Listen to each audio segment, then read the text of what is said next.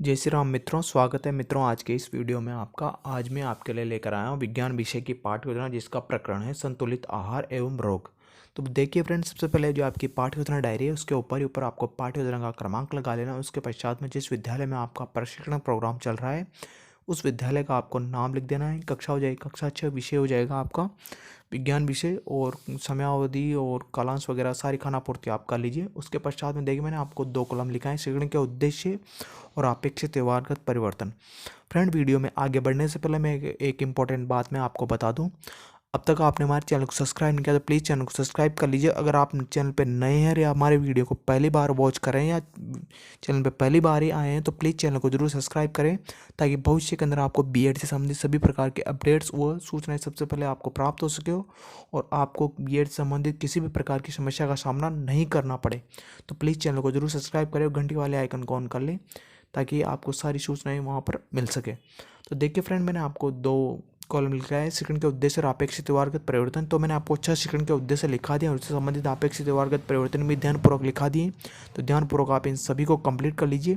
ये सारी चीज़ें लिखने के पश्चात में देखिए फ्रेंड, जो नेक्स्ट हेडिंग निकल के आती है वो है आपकी शिक्षण सहायक सामग्री। तो शिक्षण सहायक सामग्री के अंदर देखिए मैंने आपको लपेट प्लग, श्याम पट, चौक, डस्टर वगैरह, संकेतक, सारी कक्षा उपयोगी जितनी भी समझ सामग्री है उसके अंतर्गत आ जाएगी। तो सारी चीज़ मैंने इसका लिखा दी है। पूर्व ज्ञान में आप लिखेंगे विद्यार्थी संतुलित आहार के विषय में पूर्व में सामान्य जानकारी रखते हैं। तो ये उसके बारे में सारी जानकारी इसके अंदर लिखा दी है मैंने। तो ध्यानपूर्वक आप इसको कंप्लीट कर लीजिएगा। नेक्स्ट हेडिंग जो निकल के आती है वो है आपका प्रस्तावना प्रश्न। फ्रेंड, जो प्रस्तावना प्रश्न है उसके अंदर आपको बच्चों से प्रश्न करने रहते हैं। कहने का मतलब है आपको बच्चों से कम 4 या 5 प्रश्न करने रहते हैं, और ये प्रश्न आपको तार्किकता के क्रम में करने रहते हैं।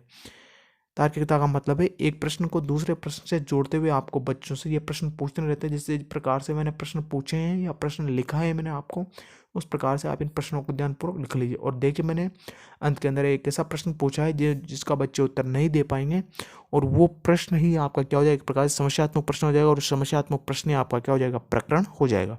तो इस प्रकार से आपको इन सारी चीज़ों को ध्यानपूर्वक लिख लेना है। और फ्रेंड, जो जो आपकी पाठ्य योजना है वो निर्भर करती है कि आपका प्रस्तावना प्रश्न कैसा है।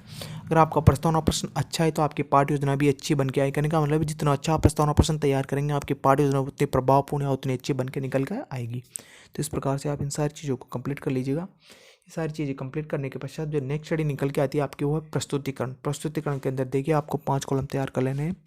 शिक्षण के बिंदु, छात्र अध्यापक क्रिया, विद्यार्थी क्रिया, शिक्षण सहायक सामग्री, श्यामपट कार्य, इस प्रकार से जो 5 कॉलम में लिखा है, इन 5 कॉलमों को कंप्लीट करने के पश्चात में जो आपको शिक्षण बिंदु वाला कॉलम है उसके अंदर पहला शिक्षण बिंदु लिखा है मैंने आपको संतुलित आहार। तो संतुलित आहार से संबंधित देखिए मैंने आपको विकासात्मक प्रश्न लिखा दिए, और विद्यार्थी क्रिया वाला कॉलम भी इसके सामने जो लिखा है उन चीज़ों को आप कंप्लीट कर लीजिएगा, प्रश्न वगैरह को।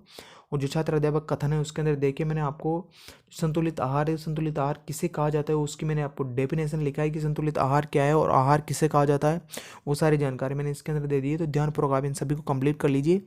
और विद्यार्थी क्रिया वाले कॉलम में लिखेंगे, विद्यार्थी ध्यानपूर्वक सुनेंगे, अपनी पाठ्य पुस्तक में नोट करेंगे, और विधि हो जाएगी आप कौन सी, व्याख्यान विधि।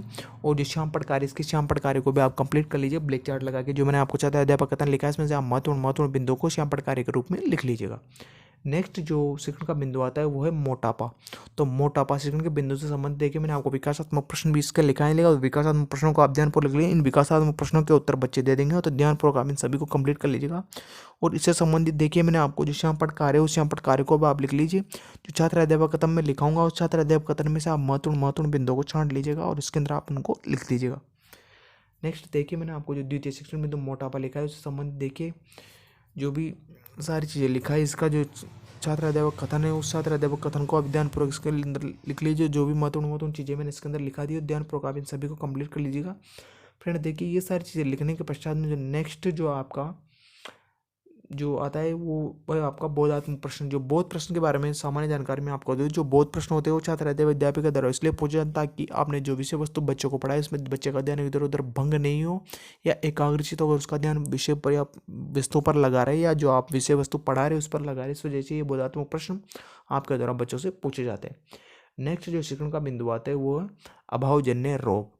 तो अभावजन्य रोग से संबंधित देखिए मैंने विकासात्मक प्रश्न भी लिखा है और इसकी डेफिनेशन भी लिखा है छात्र अध्यापक कथन की कि अभावजन्य रोग कौन कौन से होते हैं, इनको किस किस प्रकार से रोका जाता है, किन किन रोगों को किस प्रकार से अपन रोकने में सहायता होती है, सारी जानकारी मैंने इसके अंदर बता दी है। किन किस रोग हो सकता है जिससे वगैरह मैंने जिसके बोधात्मक प्रश्न वगैरह सारी चीज़ इसमें कंप्लीट करवा दी है। नेक्स्ट हेडिंग है आपके मूल्यांकन प्रश्न। फ्रेंड, जो मूल्यांकन प्रश्न होते हैं वो छात्र अध्यापक के द्वारा पूछे जाते हैं और इसलिए पूछे जाते हैं ताकि आपने जो विषय वस्तु बच्चों को पढ़ाई हो, बच्चों ने सीखी है अथवा नहीं सीखी है, कितनी सीखी है, इस बात की प्रतिपुष्टि या फीडबैक ली जा सके। तो वजह से मूल्यांकन प्रश्न आपके द्वारा बच्चों से पूछे जाते हैं और आप किसी प्रकार के मूल्यांकन प्रश्न बच्चों से कर सकते हैं।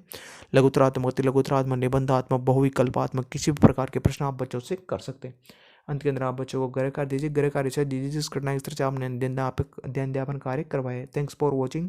मिलते हैं नेक्स्ट वीडियो में, तब तक जय हिंद, जय भारत, वंदे मातरम। थैंक्स।